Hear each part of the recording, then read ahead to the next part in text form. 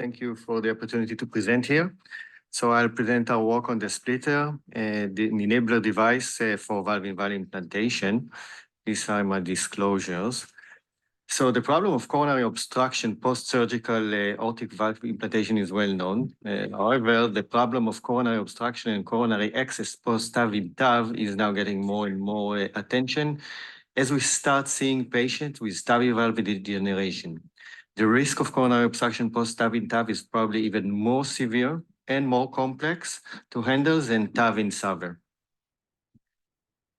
This slide was given to me by Danny Dvir, and what you see here is the projection of TAV-in-TAV procedure in the next 12 years, and we are expecting to have about 30,000 or over 30,000 procedure of TAV-in-TAV by 2035, and the rise is expected to be fivefold. So, huge problem. Another important thing to take into consideration is coronary access. So it's not only coronary obstruction, and as we go to younger and younger patients, we have to consider the fact that those patients will have a problem with coronary access. The leaflets that we are not lacerating are blocking our way for intervention in the future. So the splitter device performs cast splitting and partial leaflet excision before TAVI in surgical aortic valve and TAVI in transcatheter implanted valve procedure. Of course, for the purpose to reduce the risk of coronary occlusion or sinus sequestration. The device creates an intentional excision of valve cast tissue by using a steerable catheter with an electrocutting wire loop running through a cutting head that mimics alligator jaw. The device is advanced over a standard 035 wire, and therefore it is streamlined with the TAVI procedure. So this is a short animation that speaks for itself. You can see the catheter is advanced. These are the jaws of the device. We steer it toward the leaflet that we want to lacerate, advance it to the leaflet. And now you see the running loop. So the running loop is the same flying V that we have with the basilica, but instead of making a cut, it makes a horseshoe shape of a cut, taking a piece of the tissue. And then when we remove the device, we have a very nice confirmation that we have made the cut and that the tissue is excised. So what you see here, the volume is working. This is a bench. This is what happens in basilica as well. Those of you who don't know, this is the same energy, the same wire that is used. And you see an example of a cutting of a pericardium.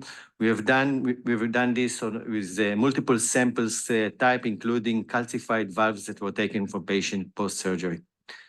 So here is a silicon model where you can see the device, the control handle, and the steering toward the left coronary cusp.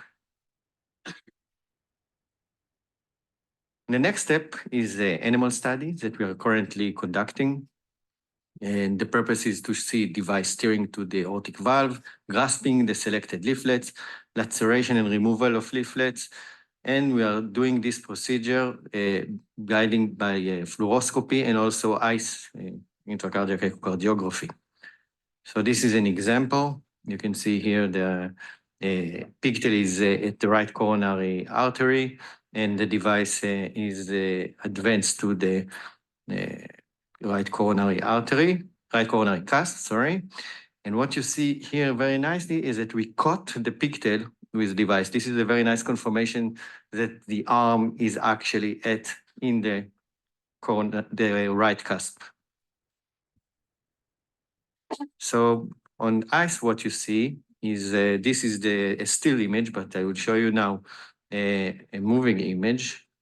And what you see here, the regurgitation when the device is holding the valve, the cusp, and you see the regurgitant volume here. And what you see here, this is a long axis. Device is up above the valve. I hope it's running. We get the greenish. And here, the device is grasping the arm. We can see that one cusp is moving and one cusp, the cusp that is caught, is not moving.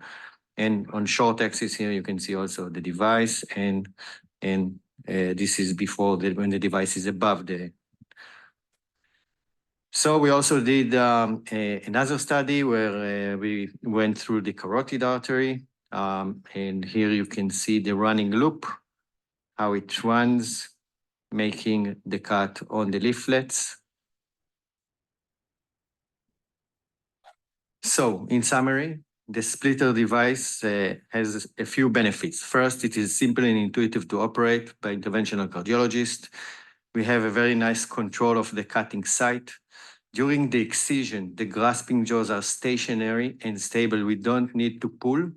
And while the running wire is making an electric cut and not a mechanical cut, and this is also an important thing. The excised tissue is then trapped by the needles inside the jaws, and we have a nice conformation of successful cutting. And it is fully integrated into the workflow of the TAVI procedure. What I mean by that is that we have a wire, the same stiff wire in the LV, and once we finish the cutting, we can immediately come with our valve and implant it. So, as I said, we are currently conducting preclinical study, but we are expecting to initiate first in human study within about a year and to finish our regulatory process somewhere here in 2027. This is the team. I want to thank my colleague, Dr. Arthur Kerner, and all the rest of the team, Shlomo Levkovich, the CEO that is here, and the other. Thank you very much. Very nice concept. How much energy do you have to activate, and what is the risk for surrounding tissues, like the aortic root? Do you have any experience with that in animals? So in animals, we didn't see any problem with the aortic root. So remember, we use currently the same 50 watts that we use in Basilica. It's the same wires that you use in Basilica. So the only difference is that with the Basilica, you make just one cut, and here you make a longer cut because you make a horseshoe cut. So this may have some effects that we will have to see, but in terms of energy, it's the same energy. Dr. Latif. Yeah, but it's over a larger area, right? So, I mean, with Basilica, with the flying V, it's a very small area that you're heating up when you cut. So are there concerns about charring or coagulation? That was the one question. And the second question is, I can understand removing it on normal leaflets, but what about once you have calcium and fibrotic tissue? So we have actually done also on the calcified leaflets that we have taken from patients, and we got very nice cut and 2.7 millimeters tissue that is calcified. So it seems like it's going to work also on calcified, although I believe that the majority of the patients that we will treat will be with degenerated valve. So calcification may not be the major issue there. It part of the issue, but not definitely the major issue. But again, we see nice cut. And regarding your first question, as I said, we use the same energy as we use in Basilica, same 50 watts. So I expect no major issues in that respect. So in your you've done some emboli studies to see how much embolic material goes upstream. Have you seen material, number one? Number two, when you're going to get this started clinically, are you going to recommend an embolic protection device upstream? So we didn't do an embolic test yet. And with pigs, it's going to be very difficult because their leaflets is very thin and pliable. So you just get a small piece there and it's not representable. With regard to using an embolic device, this is a big question. We know that with the shortcut, for example, in some patients they use, some patients they didn't. It's not a requirement in their study to use an embolic device protection. Not every place have an embolic device protection. So we will probably leave it to the decision of the physicians that will be involved in the study. Currently, this is our strategy, but we will see as we go. So a very interesting concept. You showed this in native valves, but your intent is to use this for valve-in-valve. Is there, and given the 16 French size, or is there any, what testing have you done with valves? And is there any interaction with your ability to manipulate that based on a particular valve design?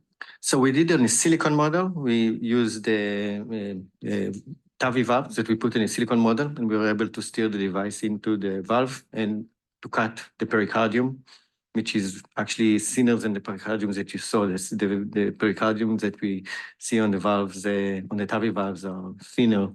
So it seems like it, yeah, no issue. You mentioned the shortcut as a competitor, but in your trial, what would you compare this to? It's probably most similar to the balloon-assisted basilica. Would that be the alternative? I agree that it is, in terms of what you get, it's probably more similar to the balloon assisted. You get a larger splay. We'll have to see when we get to the point, but we will not necessarily have to compare it. I don't think we will have. We had a discussion with the FDA. We just have to show safety and no major safety issue, and that you don't get coronary obstruction. That's probably what we will need to do. Same as what you do with the shortcut and tail. Thank you. Thank you.